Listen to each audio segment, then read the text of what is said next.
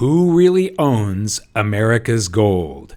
That's a question I've been asking myself for the last 17 years.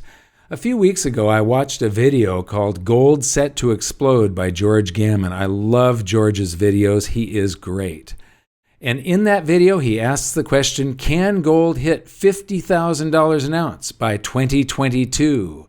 This video that he did was sparked by an interview with Luke Groman, where Luke suggests that all the U.S. government has to do to get itself out of the deep financial doo-doo that it has gotten itself into is take all of the gold at the Treasury and sell it to the Federal Reserve, either by issuing gold notes or just giving them the gold, at $50,000 per ounce, thus changing the price of gold from where it is to $50,000 an ounce overnight. And then the Federal Reserve can create bountiful bunches of bogus Federal Reserve I owe you nothing notes and credit those to the Treasury General account at the Federal Reserve, thereby allowing the government to go on spending like drunken sailors while paying down part of the national debt and changing the debt to GDP ratio. The deficit spending should raise GDP. You pay down the debt to GDP ratio falls, and things become more manageable, supposedly. But George correctly shows in this video that doing this, changing the price of gold overnight to $50,000, would create financial Armageddon.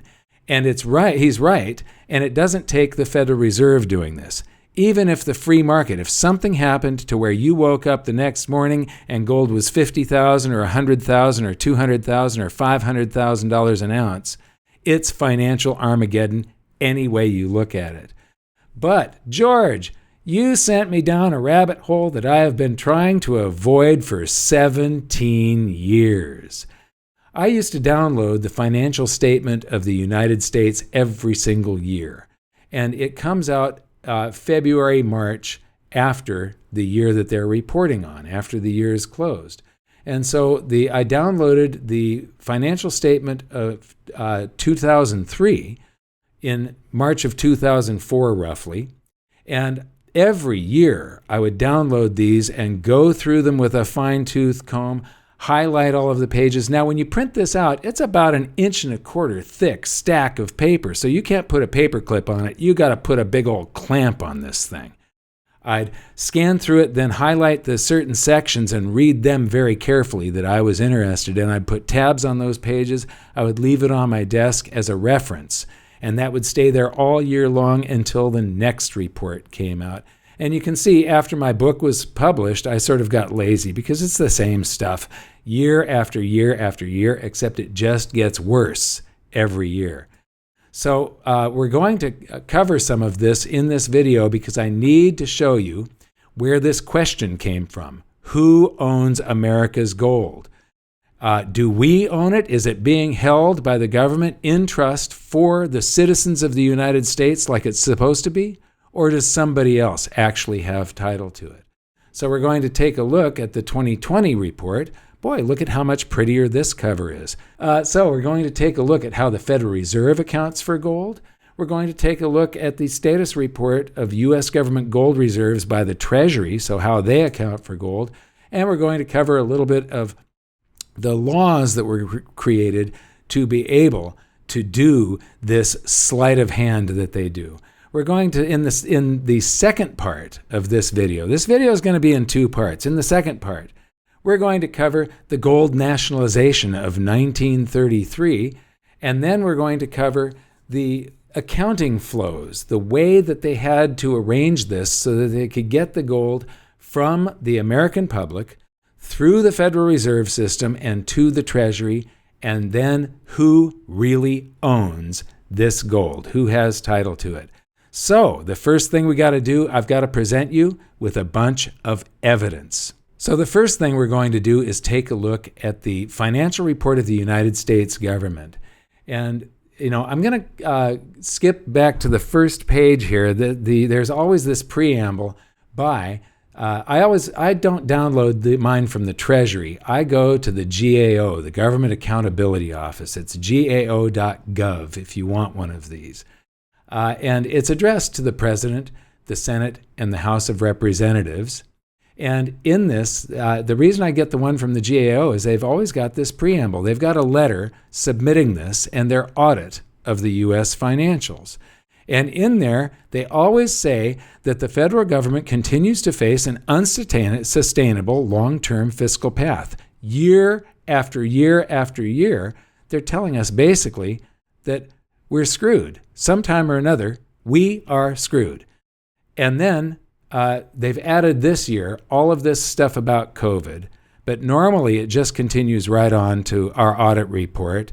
And then it says that certain material weaknesses in internal control over financial reporting and other limitations resulted in conditions that prevented us from expressing an opinion based on their accrual-based consolidated accounting of the consolidated financial statements. Basically, what they are saying here is because the U.S. government does such bad accounting, and later on, if you dive into this, it's the Department of Defense and Social Security that complain about all of the different departments that really do a lousy job of accounting. But what they're saying is that basically they don't know when we're screwed. Could be tomorrow, could be a decade from now, but they know that we are screwed. That's the point of this. Now, if you go in and you do Command F for find and you type in gold, it'll skip down to where they're holding gold on the books, $11.1 billion worth of gold. And the gold is valued at a statutory price of $42.2222 per fine troy ounce. And then later, you'll see that the gold was pledged, gold totaling $11 billion was pledged as collateral for gold certificates issued and authorized to the Federal Reserve banks by the Secretary of the Treasury. And then it goes on to say that the Treasury may redeem the gold certificates at any time. So the gold was basically, why did they issue all of the Treasury gold? They issued certificates to the Federal Reserve Bank that the Treasury may redeem at any time. So that is the question. And this is the 2020 version, but it says it's got the same wording back in the 2003 version. So if we go to the Department of the Treasury, this is their website, fiscal.treasury.gov, and we get their status report of the U.S. government gold reserve, and this is for April 30th, 2021, so it's the most current one available. And it shows that the U.S. government claims to have 261.5 million ounces of gold, valued at $11.041 billion. And then it gives the breakdown of mint-held gold, deep storage. More than half of it is supposedly at Fort Knox. Then there's Federal Reserve Bank-held gold, which we are going to come back to later because there's an important thing in here. And then again, the total, 261.5 million ounces of gold, valued at $11.41 billion. And then down here again, the statutory price of $42.2222, and the gold reserve held by the Department of the Treasury is partially, remember that word, partially, offset by a liability for gold certificates issued to the Federal Reserve Bank at the statutory rate, which the Treasury may redeem at any time. So let's go over to the Federal Reserve. This is their factors affecting Federal Reserve balances and statistical releases at the Federal Reserve. And I go here because everything that's here is in categories. This is all on the Federal Reserve's balance sheet. But this is the factors affecting reserve balances at Federal Reserve banks. And if you type in the word gold, and you go down to the very first one, you've got gold stock, $11.041 billion. That's the amount of gold valued at that statutory rate, $11.041 billion, that the Federal Reserve keeps on its books. Let's go back to the U.S. Treasury, $11,041,000,000. It looks like it's not partially offset, it's totally offset. The Federal Reserve has all the gold. Okay, now I want to skip down further. Why do they have this gold? They've got the gold certificate accounts. So in that account, there's $11,037,000,000. There's $4 million worth of gold missing at $42.2222. So that's $4 million worth of gold. Where is that gold? If we go back to the Treasury's report, we go to the Federal Reserve Bank held gold, you can see that there's display gold here and here. Now, I've seen this gold. There's a museum at the Federal Reserve Bank in New York and other banks where you can view some of this gold. There's a great monetary museum. It's not the best one. Best one is actually in Germany, but the Deutsche Bank in Germany, the Bundesbank, I'm sorry, in Germany. And but if you take all of the gold coins, that's $3,117,000 worth, and you add the bullion that's on display, this 84, you come up with $3.96 million, basically $4 million. So there is the missing gold that they're not accounting for in the gold certificates. It's held at the Federal Reserve. So the Treasury issued certificates for all of the gold that they have, with the exception of what was already on display at the Federal Reserve. So why does the Federal Reserve have the gold certificates in the first place? Well, if we skip down to the next two mentions of gold certificates, you'll see that the last time that they're mentioned here is under number 7, collateral held against Federal Reserve notes. And so that's the reason for them to hold them. That is actually backing the paper dollars that are in circulation. It's one of the things.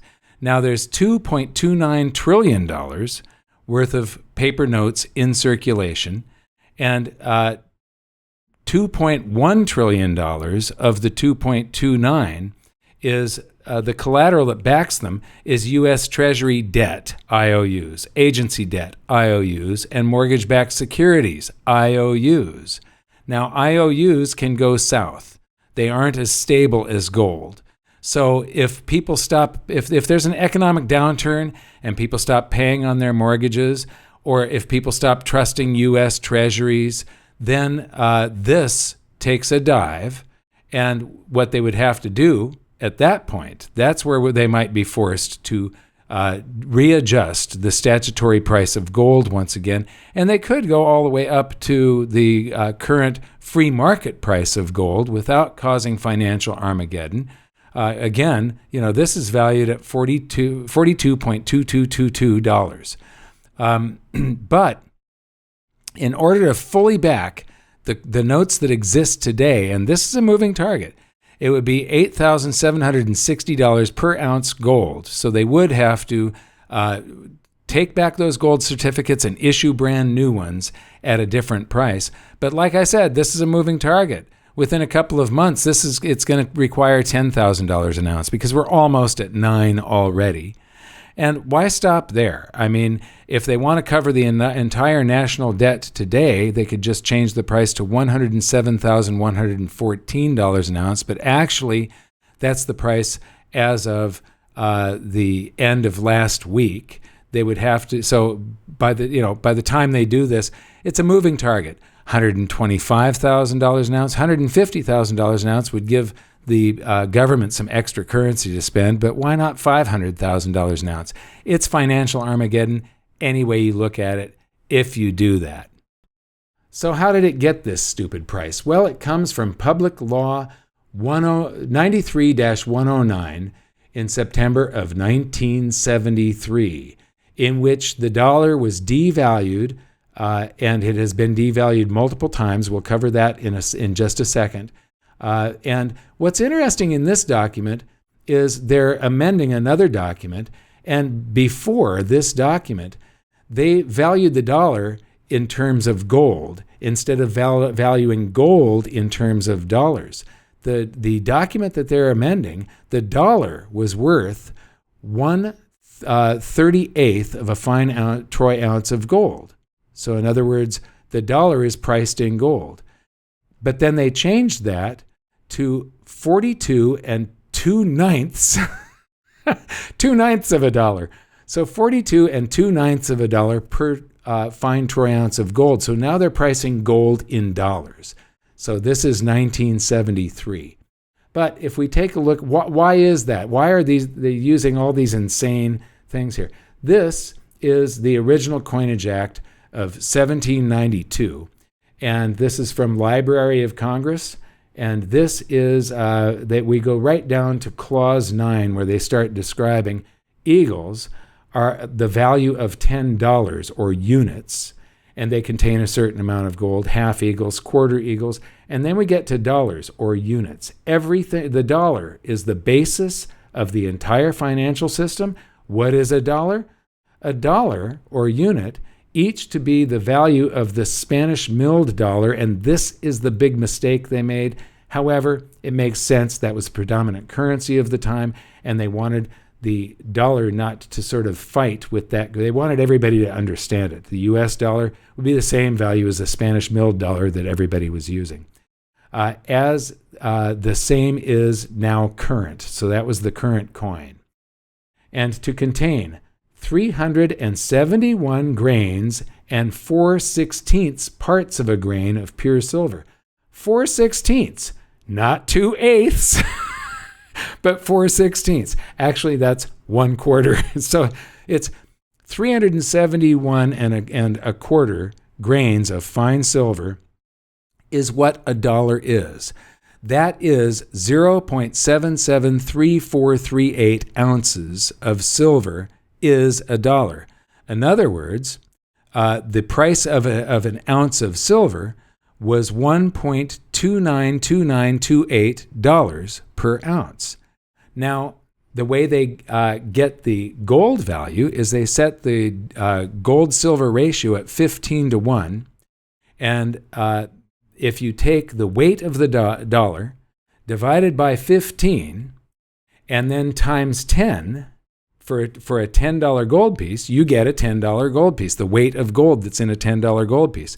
And that gives gold a price of $19 and it's $19.393939393939393994 per ounce. And I'm sure that the 4 at the end is just the the calculator in my Mac rounding these 3 nines that probably go on to infinity. So that is the original price of gold, $19.39 point something cents. Then in 1834, that was amended because England had a gold-silver ratio of 16:1. The U.S. had a gold-silver ratio of 15:1.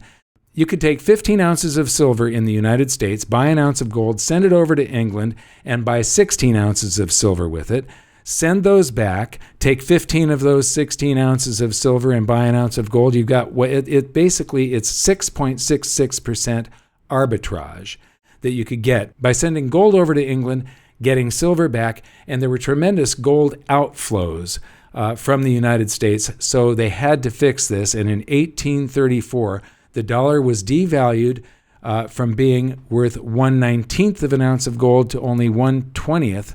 The price of gold was $20.6713846253229997 per ounce. Basically, $20.67. Then in 1934, they devalued the dollar to where it took $35 to buy 1 ounce of gold. Then in 72, it took $38 to buy an ounce of gold. Then in 1974, with that act that I just showed you, they devalued it to $42 and 22.22 cents.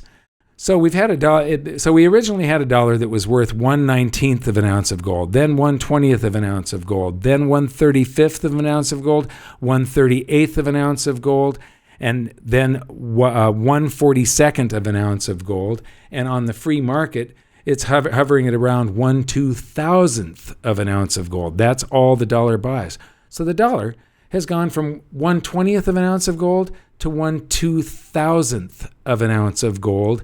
That means the dollar has been devalued 99% against gold. So how did the Federal Reserve end up with all of these gold certificates? Well, here is a U.S. code that was passed transferring gold and gold certificates. All right, title, and interest of the Federal Reserve in and to gold is transferred and vests to the United States government to be held in the Treasury. Boy, does that make me feel good. Payment for the transferred gold is made by crediting equivalent amounts in dollars to accounts established in the Treasury. Then the Secretary of the Treasury shall issue gold certificates against gold transferred under this section up here. The amount of outstanding certificates may not be more than the value for the purposes of issuing those certificates of 42 2/9 per troy ounce. 2/9. I just love this stuff. The lunacy has gone on for centuries. Of gold held against the gold certificates. The Secretary shall hold gold in the Treasury equal to the required dollar amount as security, its collateral, for the gold certificates issued after January 29th, 1934. So that sort of wraps up this portion of this video.